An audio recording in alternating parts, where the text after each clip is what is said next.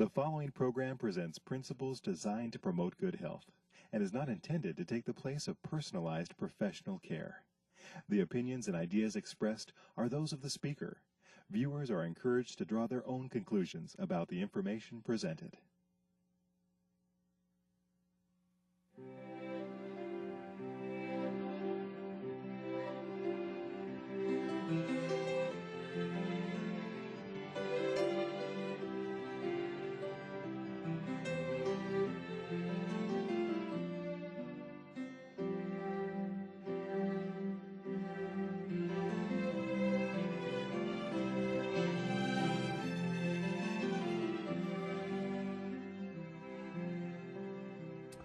Hello and welcome to Health for a Lifetime. I'm your host, Don McIntosh. We're glad you're with us today, and we're also glad that we have a special guest. Dr. John Clark is an orthopedic surgeon practicing in Maine at the present time. He's been an orthopedic surgeon for the last 5 years. We're glad you're with us, Doctor. Thank you, Don. Now, you deal with the bones day in and day out. That is right. One of the things that we hear about bones is the subject today of our program, osteoporosis. And I'm sure that many people come and say, you know, I guess I must have this, or I'm getting this because I don't have enough calcium. Oh, that's true. And oftentimes I see a person for the first time with a broken bone, and they discover at that time that they have osteoporosis. Right when they see you. They never knew it before. They never knew it before. Okay, so what's the prevalence then of this? Oh, it's quite common, actually. And there's a couple different divisions of osteoporosis we like to talk about. There's osteoporosis, and then there's osteopenia. The difference is how thin the bones are. So if we were looking at the population, about 10 million Americans have osteoporosis, and 34 million Americans have osteopenia. Okay, osteopenia versus porosis. One is thin and one is porous. One is thin and one is thinner. Okay, so one is thin. The one that's thin is what? Porous? The one that's thin is the osteopenia. If you get thinner yet, then you have osteoporosis. Okay, and you said something about women versus, is it the women that have the osteopenia? No, everybody gets the osteopenia and the osteoporosis, but it's the women that get more of the osteoporosis just because of their lower estrogen in the later years of life. Of those 10 million Americans that have osteoporosis, 80% of those are women. Okay, so 8 million out of the 10. 8 million. Well, when you see people and they come with osteoporosis, what are the bones that they most commonly have broken? Osteoporosis tends to affect what we call the spongy bone, or the bone at the end of the long bones. And so this is, in more technical terms, trabecular bone. The trabecular bone that's most affected is in the wrist, So wrist, the hip, and the vertebras. okay. Those bones are the spongy So bones. again, these are the spongy bones. Does that mean they're like kind of not totally solidified or something? Well, it's the way they're made up. To compare, the bone that's in your arm is what we call a cortical bone. It's kind of like a pipe. It's got a real hard surface, and it's thick. When you get down to the end, it's like a sponge, only it's a real hard sponge. And it's structural. And so this is where you usually have the problems. Why is that? What causes this problem of osteoporosis? Well, there's a number of causes of osteoporosis. First of all, sugar actually is quite a cause of osteoporosis, especially if it's mixed with chocolate. Is that right? That's right. And then, of course, the women have low estrogen, so low estrogen is a cause of osteoporosis. If you just sit down and do nothing, your bones say, well, if you're not going to do anything, I'm just going to get up and leave. And that's the way it is. That's why astronauts worry about osteoporosis too, because they have no weight bearing up in space. Okay, that's why they have those special treadmills and stuff to try and get weight bearing up there? That's right. And then there's different things like beer, alcohol. It tends to create the environment for osteoporosis. High sulfates and phosphates, like you find in different drinks that people drink, colas and so forth. And then there's a problem with vitamin D. Everybody knows they should take vitamin D, it seems. We add vitamin D to things. Vitamin K, also important. And then there's too much salt intake. Salt is like a positive ion, and so is calcium, and they kind of fight with one another. I see. So if you have high salt, it kicks out the calcium. Yeah, exactly. And then smoking? Smoking will about double your risk of osteoporosis. How does that work? Well, the smoking does a number of things to the body. It tends to decrease your oxygen, and it decreases the amount of blood getting to the bone cells. And then it increases carbon monoxide in the system. And bone cells don't like that. But there's a lot of toxic things in smoke that we don't necessarily know why they cause osteoporosis, but epidemiologically we know that people who smoke have twice the risk of osteoporosis. And what about secondhand smoke? What if you're around people that smoke? That's not good either, but I don't know any statistic on that. Back to the thing on sugar. I mean, I heard all the women saying, wait a minute, we get osteoporosis, and a lot of them like the chocolate, maybe a few men too. How is it that the sugar, what's the mechanism that the sugar causes osteoporosis? That's a good question. One of the things that sugars do when you eat them is they raise your blood sugar, and when your blood sugar goes up, it acts like glue. This is the problem that diabetics have. Anyway, the cells all get stuck together. I see. And when they get stuck together, they don't make their way down the capillaries to where the bone cells are. I see. So it's kind of the same thing that you talked about with smoking, because that takes also monoxide. Carbon monoxide gets hooked onto things, and they don't get where they need to go as well. Interesting. What about caffeine? Caffeine is also a problem for a person who wants to keep their bones. A person who drinks 1.5 cups of coffee a day has about a 30% higher chance of osteoporosis. But who stops with 1.5 cups? Is that right? So someone, and they have seen this in studies? Yes, this is in studies. So cutting out the caffeine, again, anything else that is a cause? Another area that we think about is stress. The more stress in somebody's life, the higher the cortisol levels and the thinner the bones. And the cortisol causes that? Cortisol affects the bones in that fashion, that's right. There's other things that cause it, and one of those is eating too much animal protein, and also depression. So tell me, how does the protein work? How does it make the bones weak? Animal protein has the problem of being very high in acid-forming amino acids, such as methionine with more sulfates. And there's some amino acids with more sulfates and phosphates. It ends up raising the amount of organic acids in the system. And your system wasn't made to become acidic, but calcium is a buffer. And so the calcium is taken from the bones to buffer these organic acids. I see. So animal proteins, I mean, largely from animals, of course, or animal products, then the calcium tries to fight against that. And then what about the depression? Well, how could depression cause osteoporosis? This is another epidemiological study. And the epidemiological study, again, took and studied a bunch of depressed people and non-depressed people and compared their bones and found that people who were depressed had thinner bones. Now, earlier you said that the most common bones that we break are in the wrist, and the hip, and in the, where was the other one? In the spine. In the spine, like the vertebrae. What kind of effect does this have on people's quality of life? Well, you know, there's never a good time to have a fracture, I tell people when they come in to see me.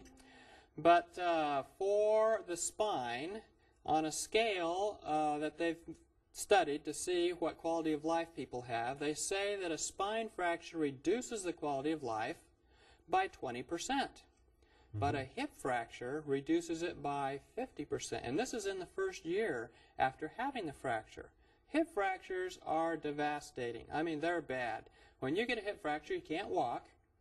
But it's usually an index as to how the health is in the rest of the body. Because once a person has a hip fracture, about 20% or 1/5 actually pass away, they die. Another fifth end up permanently in a nursing home. And then 2/3 never return to the same level of activity as before they had their hip fracture. And so there's a lot of things that happen in a person's life. They start fearing that they're going to have another fracture, or that they might have to stay inside, not go out with family and friends, and they end up depressed, alone, lonely, and looking at the end of their life. So, yeah, wow. The best thing is to prevent this or avoid it completely if you can. That's right. Back to depression then.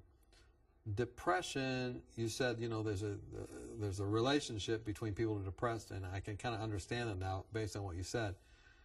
Anything else you want to tell us about depression as it relates to osteoporosis? Well, it's interesting that there's a Bible text that kind of talks about that. And we know about that a merry heart doth good like a medicine, but the rest of that is that a broken spirit drieth the bones. And I wonder if Solomon was somewhat of an orthopedist. So, a merry heart doeth good like a medicine, but the broken spirit actually drieth the bones, and that's just clinically true. That's clinically true. Now, I thought, you know, people say, well, if you got weak bones, you should drink milk. Is that true? Well, in countries where they drink more milk, they have more osteoporosis. So it hasn't really panned out that drinking more milk has been helpful. And a lot of people have wondered why that is. And I don't know that we have a direct link there, but some of the different theories are that milk, while it is high in calcium, is also high in some of the things that create organic acids in the system, sulfates and phosphates. What's more, the high protein in milk makes it so that only about 30% of the calcium in the milk gets absorbed. And then once it's absorbed, there's enough acid formed by the sulfates and phosphates in the protein amino acids that it tends to wash out the calcium. Wow, so it's got calcium in it, but it kind of does itself in by the other stuff it brings to the table, as you're saying. That's right. And the balance, it actually does away with the positive effect it gives, plus a little more. And this is the theory. That's right. That's exactly right. So I assume, and I hope that later we'll come back and maybe look at some other sources that can strengthen our bones. You mentioned sugar. You know, I hate to keep coming back to this, but does this mean that someone that's watching shouldn't eat any sugar? Well, that'd be kind of hard in our society. I don't know of too many foods that they haven't put sugar in, but decreasing sugar consumption would definitely be the right step toward affecting stronger bones. We're talking with Dr. John Clark. He's an orthopedic surgeon in Maine, serves at the Parkview Adventist Hospital there currently, and he's done a lot of study about osteoporosis. Many times people come to him, the first thing that he sees them concerning might be a fractured hip. He's going to talk about maybe some things we can do to avoid osteoporosis and give us some hope when we come back. Are you confused about the endless stream of new and often contradictory health information? With companies trying to sell new drugs and special interest groups paying for studies that spin the facts, where can you find a common-sense approach to health? One way is to ask for your free copy of Dr. Arnott's 24 Realistic Ways to Improve Your Health. Dr. Timothy Arnott and the Lifestyle Center of America produced this helpful booklet of 24 short, practical health tips based on scientific research and the Bible that will help you live longer, happier, and healthier. For example, did you know that women who drink more water lower the risk of a heart attack? Or that 7 to 8 hours of sleep a night can minimize your risk of ever developing diabetes? Find out how to lower your blood pressure and much more. If you're looking for help, not hype, then this booklet's for you. Just log on to 3abn.org and click on free offers or call us during regular business hours. You'll be glad you did. Welcome back. We're talking with Dr. John Clark. He's an orthopedic surgeon, and he sees people usually when they've broken bones. Isn't that right? I mean, that's when they show up. You don't see them before saying, hey, look, I just want to know what to do so my bones don't break. No, that doesn't happen very often. Which it might be good if it did. You know, one of the things that we hear about is activity, and, you know, I may consider myself quite an active person, but Is activity related to osteoporosis? And if so, what kind of activity, what kind of exercise did someone do that wants to avoid osteoporosis or maybe that has osteoporosis? Well, Don, let's talk about women because they're the ones that largely get osteoporosis. They took a bunch of women who were all in their postmenopausal years, and they put them in two groups. One group that just sat around and didn't do much in the way of activity, that is weight-bearing activity, and then a bunch of women that they put on a 30-minute-a-day program of weight-bearing and keeping their bones active. Well, now, normally, postmenopausal women lose bone at a rate of 3% per year. If that continues for 10 years, they could lose 30% of their bone. Well, they compared these two groups. Those that sat around went ahead and lost their 3% per year. But of those that exercised regularly, 30 minutes a day, they actually gained in bone mass, albeit a little bit, but they still gained, which is a big improvement over losing 30% of your bone over 10 years. And do they gain every year during the 10 years? Or the study only went for 2 years, but they did gain at 0.4% per year for those 2 years. So fascinating. You can go from losing 30% on the one side, just sitting around, to actually gaining 0.8% if you add those 2 years up. That's right. 2 years. So what kind of weight bearing were they doing? Were they lifting weights? Were they in the gym? What did they do? They were largely doing aerobics, step exercises, and walking and running. So this is not something really out of the ordinary. It wasn't like they had to hang upside down or something. No. They were walking, doing exercises, different things. Now, what if you already have osteoporosis and you're postmenopausal, you're after the change, as they call it, and you're 5 years into it, and you just heard this lecture today, and you're going, oh man, 3% per year or 3% over this time, up to 30%, I'm 15% into it. What do I do now? Same kind of stuff? Well, a lot of people, when they get in that position, they decide, I'm going to run to the store and I'm going to buy calcium. And they start eating calcium like it's going out of style. And so there's been a lot of interesting studies on calcium. And one of the studies that I read, they fed everybody 1,400 milligrams of calcium per day, which is actually quite a lot of calcium. You think how many tons you'd have to eat to get that much calcium. Well, then they put them on different levels of animal protein. One group was on about 50 grams of animal protein per day, another group about doubled that, and another group tripled that. The group that was on the 50 grams of protein, which would be considered a fairly low amount of protein for our society, they actually gained a positive calcium balance. But those that were on higher levels of protein, the calcium balance went into the negative. They were losing calcium from their bones. Their bones were getting thinner. And the people that ate 3 times as much protein lost a lot of calcium. The message is you can't eat enough calcium to offset the bad lifestyle choices you make. So in treating osteoporosis, the first thing is to stop where the water's flowing out so that you don't lose any more, where the calcium's flowing out. And then treatments would include, yes, taking calcium is good, and take the recommended it's usually around 1,000 milligrams a day, and make sure you get plenty of vitamin D. Vitamin D is something that a lot of Americans are short in. That's why they started adding it to things. Vitamin K is also important for bones. But those 2 vitamins, and some people have suggested as much as 800 milligrams of vitamin D twice a day if you have osteoporosis. So vitamin D, vitamin K, where do we get vitamin K? Vitamin K is in green leafy vegetables. Actually, iceberg lettuce has a lot. So iceberg lettuce, that's the one redeeming thing in iceberg lettuce. or there may be some other good things there, but there's a lot of vitamin K in that. That's right. And then sources of vitamin D? Vitamin D is a little harder to find unless you go out in the sun. Okay. And does that mean you lay out in the sun for a while? How long do you have to be in the sun, and what kind of sun? Where I live, up in Maine, the sun isn't very effective from about November to April. fact, they did a study on people in Maine, and they checked their bones in the summer and they checked them in the winter. And their bone mass actually changed, cycled by about 3% per year. It made that much difference.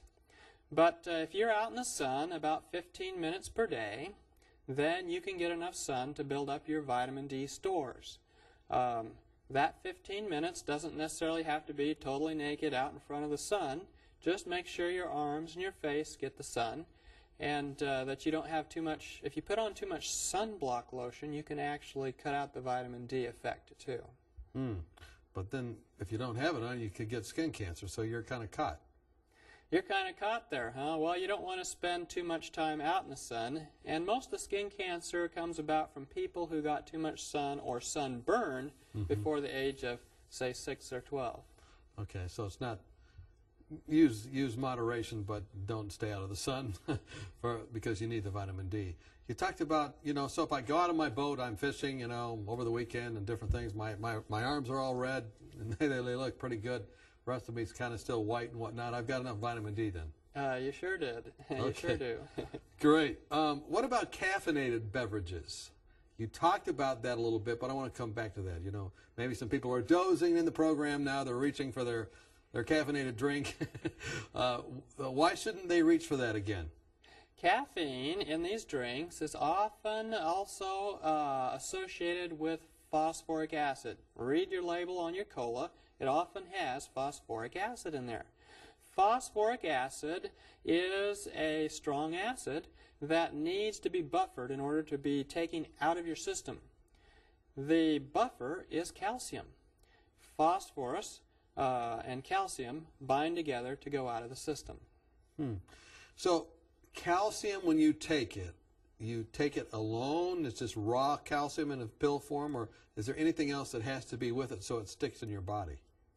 A lot of the calcium preparations are formulated with vitamin D, and that is good. Vitamin D helps with the absorption of the calcium. But the vitamin D also is important for getting the calcium into the bones. Now, formulated, there are different preparations, and most of the time your body's pretty selective about how much calcium it takes in and how much it doesn't take in. I've heard some people say their formulation would absorb 99%, but if you could be guaranteed that the formulation you took absorbed 99%, you could probably overdose yourself on calcium. And that could be a problem because what does that do? Too much calcium in the system, you end up with things like calcium in your cartilage where it shouldn't be. Makes your cartilage into like sandpaper. Or you get calcium in your tendons. We call it calcific tendonitis. And then there's calcium that just builds up in places and makes like what we call joint mice, a lump of calcium that floats around. Yeah, so you don't want to do that.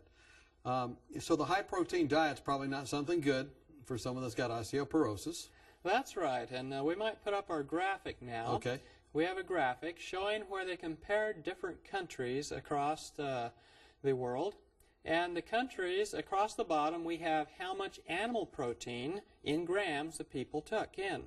And up the side of the graph is the numbers of people with hip fractures. And basically, as the number of people with hip fracture goes up, so does the number of people eating high amounts of protein. Look at the United States on that graph. We're way at the top. We eat a lot of animal protein, and we pay for it in hip fractures. So I guess the message is, want hip fracture, eat animal protein. Denmark, of course, all those Scandinavian countries have a lot of animal protein, and if you've been over, they have the big sandwiches, they have the cheeses and stuff on top of those, and that's just a lot of animal protein. That's right. So decrease the protein, increase the activity. What about weight bearing? Weight bearing, that's right. You know, as people get older, they tend to become less active. If you look at a graph showing hip fractures and age, you notice that at age 65, hip fractures go up precipitously. That's because when people retire, they quit standing, they quit walking, they quit doing things on their feet. In fact, if you walk for exercise, you decrease your osteoporosis and risk of hip fracture by 30%. And if you're on your feet 4 hours per day, you'll decrease it by 40%. I've got an idea, as a preacher, it's maybe not a good idea, but maybe I should just preach longer because I'm standing. That'd put off the osteoporosis. Well, your audience might have a bone to pick with you about that. Someone comes into your office, doctor, and they're wanting to know what they can do lifestyle-wise to prevent or, retard or maybe even reverse. We've heard there's good news. You could even reverse it if you do the right things. What is your summary? We've got 2 minutes left. What are you going to say the summary statement is in terms of what people can do lifestyle-wise with osteoporosis? First thing I mentioned to them is that they need to be on a good diet. For me, that is the diet originally suggested in Genesis by God, being on a total vegetarian diet, fruits, grains, nuts, vegetables. And then if they want some added things to help, I suggest they take vitamin D, as much as 800 milligrams twice a day. And then weight bearing. Make sure they do a lot of weight bearing. If they're having trouble walking, I put them on what I call the movement cure. That is, they're supposed to figure out how far they can walk in one setting and then walk half that distance away from their home and come back. And then every 2 hours increase that distance until they can walk a couple miles a day. And it's not impossible. So the person that comes in, and I'm sure you've seen this because you're an orthopedic surgeon, that's a bilateral amputee or something. What do you do for them with osteoporosis? Well, they have some difficult problems there, don't they? And it's kind of hard to come up with a good weight-bearing exercise for somebody that has lost both their legs. But if they can get prostheses and so that they can walk, that's the best way. Otherwise, it is kind of difficult. What about their arms? Can they do anything with their arms that puts that off? Or arm exercises haven't proven to be real helpful because when you lift yourself up with your arms, you actually unload your spine. Okay, so the diet, the weight bearing, and then vitamin D, out there in the sunlight, these different things you've talked about. And then any spiritual aspects you bring into this. I know you've talked about a merry heart doeth good like a medicine and doesn't dry out the bones. Anything else? We were originally created to work in the garden. And I think it's in being out in nature that we deal best with our stress, especially when we realize that this nature was all put together for us by our God. And if we can reduce the stress in our life, we can take away that effect of stress that has to do with thinning our bones. You've been watching Health for a Lifetime. Thank you, doctor, for being with us. Thank you for being with us. We hope you have health that lasts for a lifetime.